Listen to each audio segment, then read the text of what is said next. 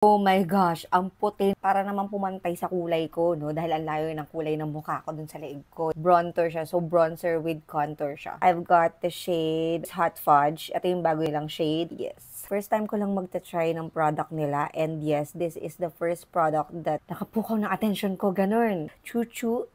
Chu-chu.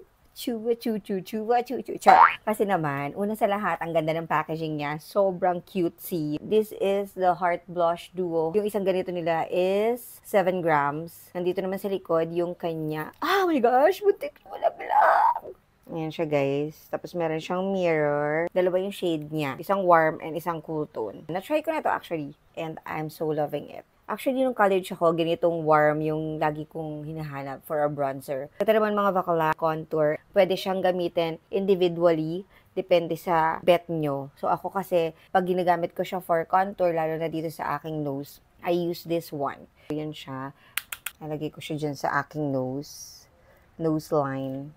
Madali lang siyang i-blend. Hindi siya ganun ka harsh yung color niya or yung shade niya for contour.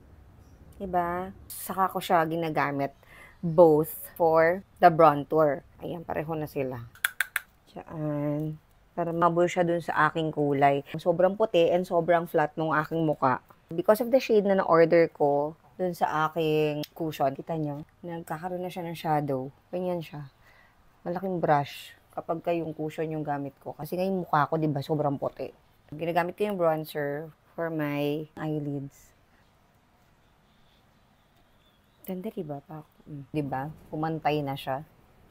So, yan. Kaya masasabi ko lang talaga, kahit first time user ako nitong Chuchu Beauty, ma-recommend ko talaga sa inyo itong mga bakla. Kapag bet nyo lang din i-try, yan lang sa yellow basket ko.